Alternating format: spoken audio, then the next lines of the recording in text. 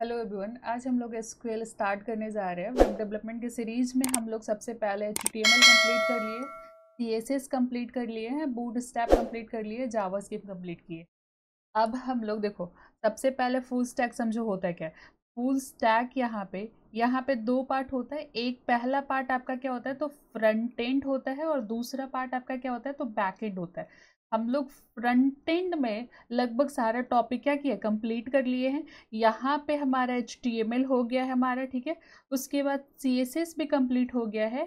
Boot strap पिछले ही video में हम लोग कंप्लीट किए हैं, और उसके पहले हम लोग जावास्क्रिप्ट कंप्लीट किए थे, ठीक है।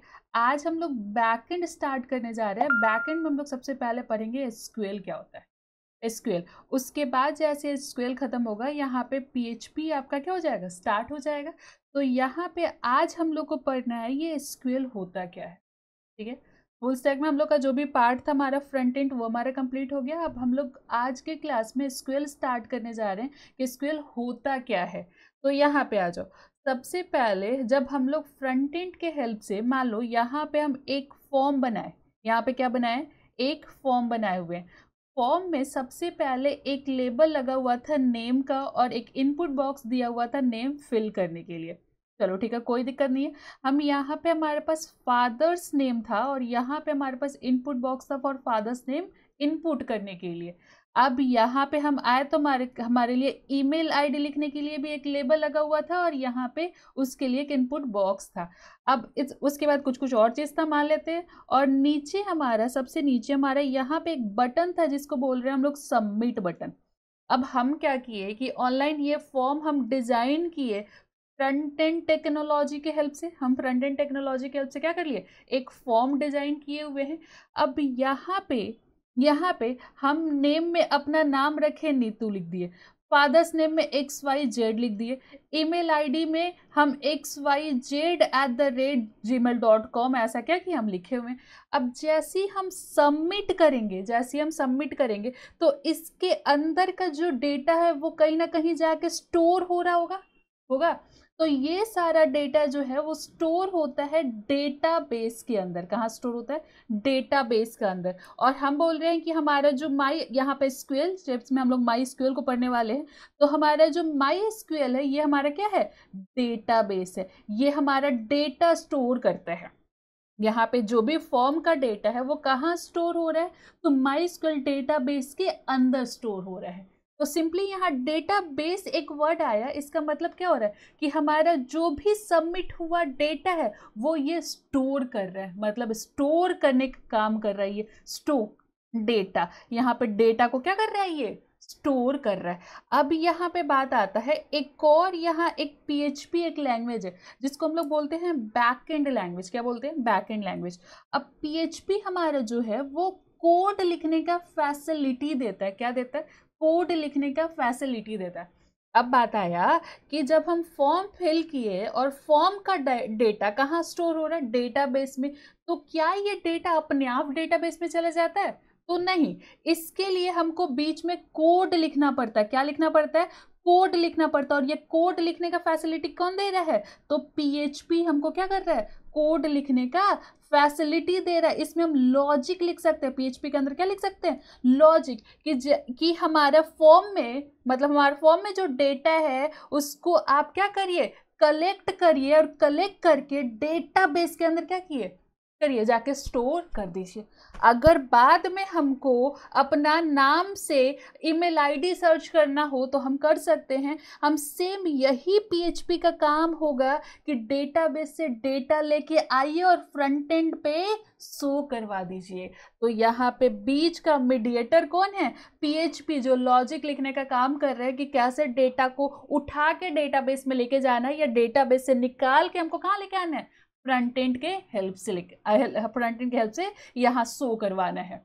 तब बात आया कि सबसे पहले आज हम लोग का टॉपिक है कि हम लोग फ्रंट एंड पूरा कंप्लीट कर लिए। तो आज का टॉपिक हमारा क्या है कि इस डेटाबेस को पहले हम समझेंगे, उसके बाद हम लोग स्टार्ट करेंगे क्या, PHP के। PHP क्या होता है, कैसे ये डेटा को स्टोर करता है, कैसे यहाँ से स्टोर नहीं, कैसे इस डेटा को उठा के डेटाबेस में जाके क्या करता है, स्टोर कर देता है। तो आ जाओ, अब हम लोग का टॉपिक स्टार्ट हो जा रहा है डेटाबेस। यहाँ पे हम हेडिंग डाल देते हैं क्या, डेटा बेस।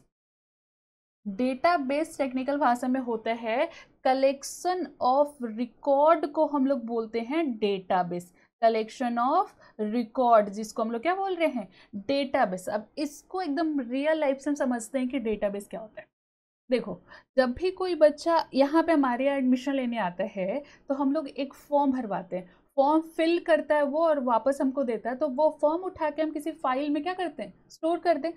तो वो जो फाइल है वो सारा फॉर्म स्टोर उसी फाइल में हो रहा है, तो टेक्निकल भाषा में उस फाइल को हम लोग डेटाबेस बोलते हैं। क्या बोलते हैं, डेटाबेस। चाहे यहाँ पे एक और एग्जांपल ले लो कि जो भी स्टूडेंट हमारे यहाँ आ रहा है उसका रिकॉर्ड हम स्टोर करें एक रजिस्टर में। यहाँ स्टोर कर रहे हैं एक रजिस्टर में, हम उसका क्या कर रहे हैं, सारा रिकॉर्ड स्टोर कर रहे हैं। तो टेक्निकल भाषा में इस रजिस्टर को हम लोग क्या बोलते हैं, इस रजिस्टर को हम लोग बोलते हैं डेटाबेस। मतलब हमारा डेटाबेस क्या कर रहा है, हमारा रिकॉर्ड स्टोर कर रहा है। तो यहाँ पे डेटाबेस का डेफिनेशन क्या हो सकता है कि collection of record is called क्या, डेटाबेस। अब यहाँ पे देखो डेटाबेस। अब मान लो कि एक और एग्जांपल से और इसको डीपली समझते हैं कि डेटाबेस होता क्या है। तो मान लो कि तुम ही लोग में से कोई बाद में एक क्या किया, बाद में जाके एक कॉलेज खोले। क्या खोले, कॉलेज खोले। अब इसमें है हमारे पास फर्स्ट ईयर है, इसमें हमारे पास सेकेंड ईयर है और इसमें हमारे पास क्या है, तो थर्ड ईयर है। तीनों ईयर का स्टूडेंट है। अब जब पहले हम कॉलेज खोले, नया नया कॉलेज खोले हुए हैं, तो फर्स्ट ईयर में ज़्यादा कॉलेज चला नहीं, तो 5 स्टूडेंट का क्या हो गया, एडमिशन हो गया। 5 स्टूडेंट का एडमिशन, और पांचों स्टूडेंट जहाँ पे खोले वहीं पे अगल बगल का सारा पांचों स्टूडेंट था। तो ज़्यादा इसका रिकॉर्ड हमको स्टोर करने का जरूरत नहीं, हमको याद है कि कौन कौन सा बच्चा हमारे यहाँ क्या लिया हुआ, एडमिशन लिया हुआ। तो पांचों को हम बस कहीं भी स्टोर नहीं किया, हम बस याद किए हुए हैं। ना हम कोई कॉपी लेके आए, ना रजिस्टर लेके आए, ना कुछ भी लेके नहीं आए, हम बस इसको याद करने के लिए, इसका रिकॉर्ड याद कर लिए हम अपने दिमाग में ही। ठीक है, तो इसका रिकॉर्ड कहाँ स्टोर है, हमारे दिमाग में। तो यहाँ पे अब आया कि फर्स्ट ईयर के बाद आ गया सेकेंड ईयर में, अब हमारा कॉलेज थोड़ा ज़्यादा अच्छा चला और यहाँ 5 से 50 स्टूडेंट का क्या हो गया, एडमिशन हो गया। अब बात यहीं पे समझो कि 5 स्टूडेंट था तो हम याद कर लिए थे उसका रिकॉर्ड। अब आ गया 50 स्टूडेंट, अब ये तो याद नहीं कर सकते, इतना स्टूडेंट का तो रिकॉर्ड याद नहीं कर सकते। तब इस केस में हम बोले कि ठीक है, अब चलो एक रजिस्टर लेके आते। क्या लेके आते, रजिस्टर लेके आते और 50 स्टूडेंट का रिकॉर्ड हम उस रजिस्टर में क्या कर लेंगे, स्टोर कर लेंगे। चलो कोई दिक्कत नहीं, हम स्टोर कर लिए यहाँ पे। तो अब यहाँ पे देखने वाला बात है कि जब हमारा रिकॉर्ड कम था, हमारे 5 स्टूडेंट का क्या था, रिकॉर्ड था, तो हम अपने मन यहाँ पे या इसको डेटा को, रिकॉर्ड को स्टोर करने के लिए कोई चीज लेके नहीं आए थे। हम नॉर्मली इसका जो भी रिकॉर्ड था उसको क्या कर लिए थे, याद कर लिए थे। लेकिन जैसे ही हमारा रिकॉर्ड का संख्या क्या हुआ, ज्यादा हुआ, रिकॉर्ड का संख्या बढ़ गया, तब उस केस में हमको यहाँ पे रिकॉर्ड को स्टोर करने के लिए रजिस्टर लेके आना पड़ा। तो डेटा को स्टोर करना, रिकॉर्ड को स्टोर करने के लिए हम लोग यूज करते हैं डेटाबेस मैनेजमेंट सिस्टम। कि हम लोग रिकॉर्ड को स्टोर करने के लिए अलग अलग टेक्निक यूज कर रहे हैं कि जिससे हम अपना रिकॉर्ड इजिली क्या करें, फाइंड कर ले। अब बात आया कि जैसे हम थर्ड ईयर में आए तो हमारा 50 से 500 स्टूडेंट हो गया। अब बात आया कि 500 स्टूडेंट का रिकॉर्ड हम रजिस्टर में तो स्टोर किए हुए हैं। अब कोई बच्चा आया और बोला कि मेरा रजिस्टर्ड आईडी क्या है, 102 है, जरा देख के बताइए तो मेरा कितना फी बचा हुआ है। तब उस केस में 500 रिकॉर्ड एक रजिस्टर में स्टोर है, तो हम पेज पलट रहे, पेज पलट रहे, पेज पलट रहे, काफी टाइम लग रहा है हमको क्या, इसका रिकॉर्ड को ढूंढने में। तब उस केस में इसको बोला गया कि जो आपका मैनेजमेंट सिस्टम है ना, उसको आपको बदलना पड़ेगा। तो हम बोले कि कैसे बदलना पड़ेगा। तब उस केस में जब आपका 500 स्टूडेंट हो गया, मतलब हर एक आपका क्या, हर एक ईयर में बच्चा है, स्टूडेंट एडमिशन लिया हुआ है, तब उस केस में आप एक काम करिए, हर एक ईयर का अपना अपना क्या बना दीजिए, रजिस्टर बना दीजिए। तब उस केस में हम लेके आए कि फर्स्ट ईयर का एक रजिस्टर हमारे पास क्या है, यहाँ पे एक नया पेज ले लेते हैं, एक सेकेंड, ब्लैंक पेज। चलो, तो यहाँ पे हुआ कि एक रजिस्टर हम लिए, फर्स्ट ईयर के लिए एक रजिस्टर लिए, फर्स्ट ईयर के लिए क्या लिए, हम एक रजिस्टर लिए जिसका नाम हम रख दिए C1। सेकेंड ईयर के लिए एक रजिस्टर लिए जिसका नाम रख दिया C2 और थर्ड ईयर के लिए एक रजिस्टर लिए जिसका नाम रख लिया क्या C3 यहाँ पे। अब उस केस में यहाँ पे है कि फर्स्ट ईयर का रजिस्टर क्या है C1 नाम का, सेकेंड ईयर का रजिस्टर क्या है C2 नाम का, थर्ड ईयर का रजिस्टर क्या है तो C3 नाम का। अब उससे जो रिकॉर्ड हमसे जो फी पूछने आया, हम उससे सबसे पहला सवाल पूछेंगे कि आप कौन से ईयर में हो, फर्स्ट ईयर में हो, सेकेंड ईयर में हो कि थर्ड ईयर में। तो वो बोला हम सेकेंड ईयर में, तो हम C1 और C3 को क्यों उठाएंगे, हम C2 को डायरेक्ट उठाएंगे और इस C2 में हम उसका रिकॉर्ड क्या करेंगे, सर्च करेंगे। तो यहाँ पे आया है कि जैसे जैसे रिकॉर्ड, कलेक्शन ऑफ रिकॉर्ड आपके पास बढ़ते जा रहा है तो अपना मैनेजमेंट सिस्टम आपको क्या करना होगा, बदलना पड़ेगा। तो यहाँ पे बात आया DBMS, क्या आया DBMS। DBMS का फुल फॉर्म क्या होता है, तो data base management system, database management system. ये कब लगाना पड़ता है, डेटाबेस मैनेजमेंट सिस्टम कब लगाना पड़ता है, जब हमारा रिकॉर्ड का संख्या बढ़ता है तब उस केस में हमको डेटाबेस मैनेजमेंट सिस्टम लगाना पड़ता है। ठीक है, कोई दिक्कत नहीं है यहाँ तक हम लोग को अभी तक डेटाबेस मैनेजमेंट सिस्टम समझने में कोई दिक्कत नहीं है। अब आता है यहाँ पे कि यहाँ अब डेटाबेस जो आपका है वो अलग अलग टाइप का होता है, वो दो टाइप का होता है। सबसे पहला टाइप होता है रिलेशनल डेटाबेस और दूसरा टाइप होता है non relational database, non relational database. तो अब बात आए कि रिलेशनल डेटाबेस क्या होता है। तो रिलेशनल डेटाबेस वो होता है जो रिकॉर्ड को स्टोर करने के लिए टेबल यूज करता है, जो रिकॉर्ड को स्टोर करने के लिए टेबल यूज करता है, वैसे डेटाबेस को हम लोग क्या बोलते हैं, रिलेशनल डेटाबेस बोलते हैं। इसका फायदा है कि टेबल में जब हमारा डेटा स्टोर हो रहा है तो हम इजिली फाइंड कर सकते हैं, हम इजिली रिकॉर्ड को फाइंड कर सकते हैं। और नॉन रिलेशनल, और यहाँ पे यूज कौन हो रहा है, तो माई एसक्यूएल यूज हो रहा है। ये हमारा क्या है, रिलेशनल डेटाबेस है। यहाँ पे और भी हो सकता है, ओरेकल भी हमारा क्या होता है, रिलेशनल डेटाबेस होता है। वैसे हमारा एमएस एक्सेस भी जो होता है, एमएस एक्सेस वो भी हमारा क्या होता है, रिलेशनल डेटाबेस होता है। वैसे पोस्टग्री एसक्यूएल भी होता है, ये भी हमारा रिलेशनल डेटाबेस ही होता है। अब आते हैं नॉन रिलेशनल डेटाबेस क्या होता है, तो ये होता है जो टेबल के फॉर्म में रिकॉर्ड स्टोर नहीं कर रहा है, यहाँ पे डॉक्यूमेंट के फॉर्म में हमारा रिकॉर्ड क्या होता है, स्टोर होता है। तो यहाँ पे नॉन रिलेशनल डेटाबेस कौन सा डेटाबेस होता है, तो आगे आप मोंगोडीबी पढ़ोगे तो मोंगोडीबी जो होता है वो हमारा नॉन रिलेशनल डेटाबेस होता है।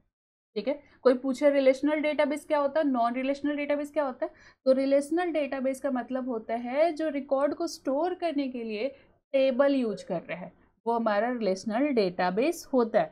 नॉन रिलेशनल डेटाबेस क्या होता है, तो जो रिकॉर्ड को स्टोर करने के लिए डॉक्यूमेंट के फॉर्म में क्या कर रहा है, रिकॉर्ड को स्टोर कर रहा है, उसको हम नॉन रिलेशनल डेटाबेस बोलते हैं। बोलेगा क्या क्या सॉफ्टवेयर होता है टेबल पे रिकॉर्ड स्टोर करवाने के लिए, कौन कौन सा सॉफ्टवेयर हम यूज करेंगे, तो यहाँ पे माइस्क्यूएल सॉफ्टवेयर हो सकता है, ओरेकल हो सकता है, एमएस एक्सेस हो सकता है और पोस्टग्री एसक्यूएल भी हो सकता है। नॉन रिलेशनल डेटाबेस पे काम करने के लिए कौन सा सॉफ्टवेयर होता है, तो ये मोंगोडीबी होता है।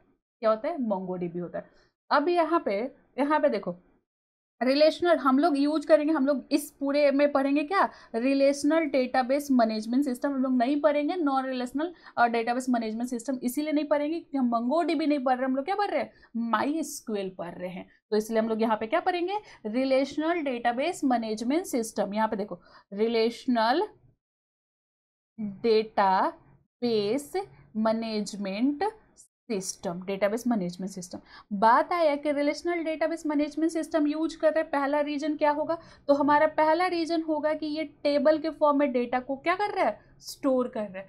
दूसरा रीजन होगा कि हमारे पास दो टेबल है, हमारे पास एक टेबल है कस्टमर का डेटा स्टोर कर रहा है और एक टेबल है जो ऑर्डर डेटा को स्टोर कर रहा है, कि हमारे पास कि कौन सा कस्टमर क्या ऑर्डर किया हुआ है।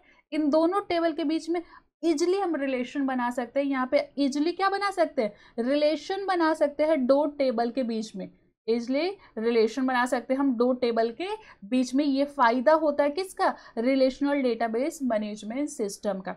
उसके बाद इसका और भी यूज होता है कि हम जो टेबल बनाए हैं उसमें डुप्लीकेट डेटा स्टोर नहीं होने देंगे। ये भी काम करवा सकते हैं किससे, रिलेशनल डेटाबेस मैनेजमेंट सिस्टम से, कि हम इसको बोलेंगे कि मेरे टेबल में कभी भी स्टूडेंट का जो आईडी है वो डुप्लीकेट नहीं होना चाहिए। हम ये भी फैसिलिटी से करवा सकते हैं। तो यहाँ पे ये यूनिक डेटा को स्टोर करता है। क्या करता है, यूनिक डेटा को भी स्टोर करता है। अब यहाँ पे है कि ये इसमें जो भी हम कोड लिखते हैं वो सब जगह एग्जीक्यूट कर जाता है। जैसे हम यहाँ पे मान लो कि हम सर्च करना चाहते हैं कि जिसका रजिस्ट्रेशन आईडी, यहाँ पे जिसका रजिस्ट्रेशन आईडी 102 है उसका आप नाम निकालिए। तो हम यहाँ पे लिखेंगे, ये बाद में हम समझाएंगे, ये क्यूरी बस लिख रहे हैं। सिलेक्ट, हमको क्या निकालना है, तो इसका नेम निकालना। फ्रॉम कहाँ से निकालना है, तो स्टूडेंट हमारे पास टेबल है वहां से। किसका निकालना है, तो 102 वाली को निकालना है। तो वेयर हम लोग यहाँ पे स्टूडेंट आईडी इक्वल टू 102 लिखे। तो ये 102 का नेम निकाल के दिया। अब ये जो कोड है ये माई पे भी एग्जीक्यूट करेगा, ये ओरेकल पे भी एग्जीक्यूट करेगा, ये पोस्टग्रे एसक्यूएल पे भी क्या करेगा, ये एग्जीक्यूट कर जाएगा। तो हमारा जो कोड होता है वो लगभग जो भी सॉफ्टवेयर रिलेशनल डेटाबेस पे बेस्ड है वो सब पे ये कोड हमारा क्या हो जाएगा, एग्जीक्यूट कर जाएगा। यहाँ पे देखो रिलेशनल डेटाबेस हम लोग थोड़ा पढ़ रहे हैं, तो एक और पेज हम यहाँ पे लेते हैं। एक सेकेंड, हम यहाँ पे एक पेज इंसर्ट कर लेते हैं, ब्लैंक पेज। चलो तो यहाँ पे देखो, ओके एक सेकेंड,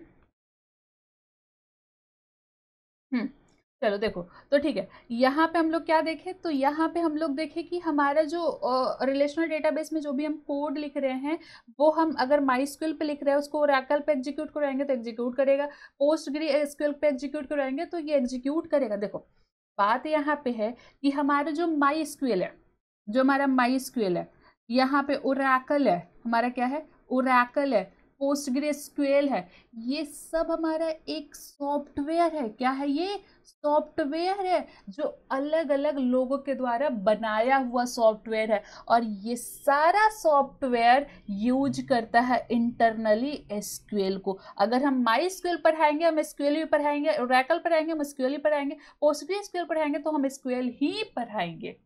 ये सब बस सॉफ्टवेयर है, ये सब सॉफ्टवेयर है, अलग अलग कंपनी बनाया हुआ है। ठीक है, आप ये सारा क्या है, सॉफ्टवेयर, ये सब इंटरनली किसको यूज कर रहे हैं, तो एसक्यूएल एक लैंग्वेज है, स्ट्रक्चर्ड क्यूरी लैंग्वेज है, इसको यूज कर रहे हैं।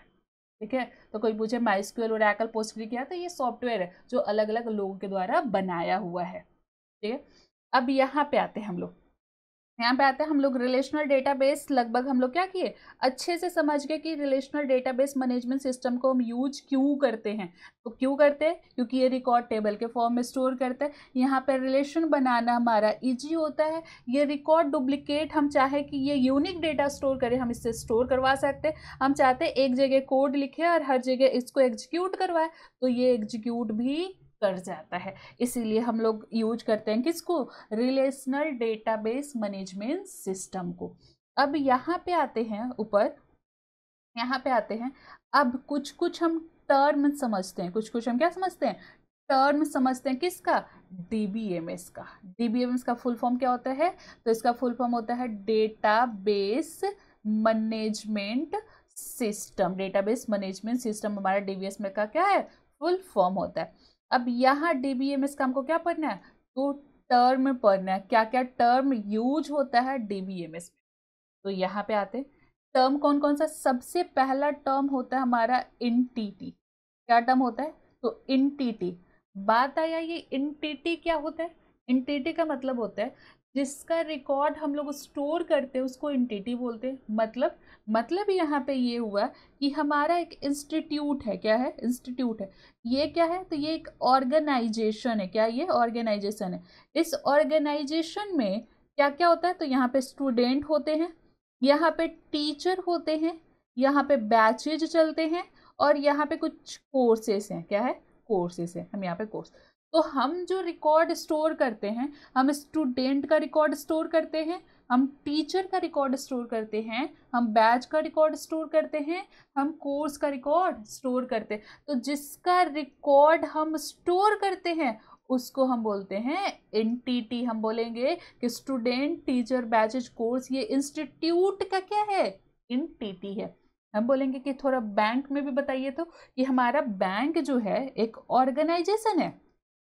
क्या है, एक ऑर्गेनाइजेशन है। तो इस बैंक के लिए एंटिटी क्या क्या होगा, तो इसके लिए इसका कस्टमर एंटिटी होगा ना, कस्टमर का ये रिकॉर्ड स्टोर करेगा।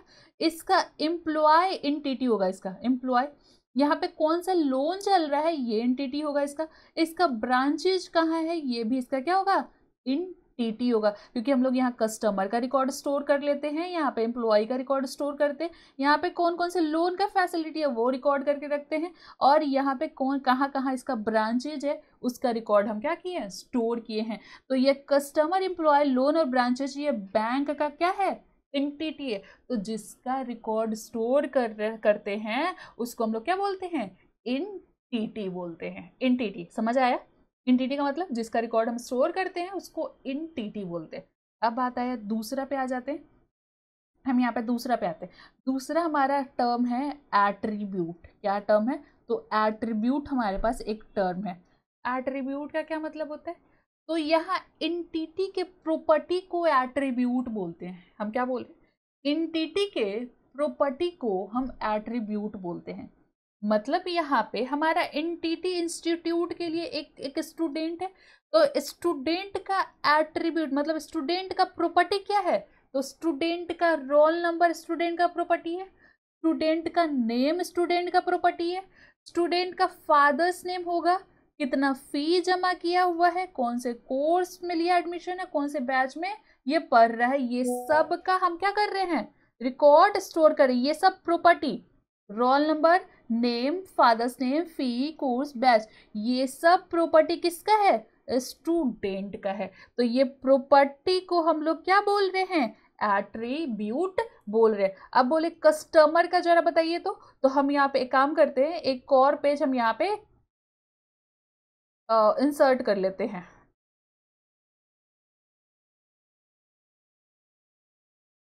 ठीक है, आ जाओ यहाँ पे एक नया पेज, हम यहाँ ब्लैंक पेज इंसर्ट कर लेते हैं। चलो अब यहाँ पे बात समझते हैं, हमारा क्या क्या है एट्रीब्यूट। हम देखें स्टूडेंट, हमारा क्या था, स्टूडेंट का एट्रीब्यूट कौन कौन सा है, तो roll number, name, father's name, fee, course, batch, ये सब हमारा क्या है, एट्रीब्यूट है स्टूडेंट का। अब आते हैं एम्प्लॉय का।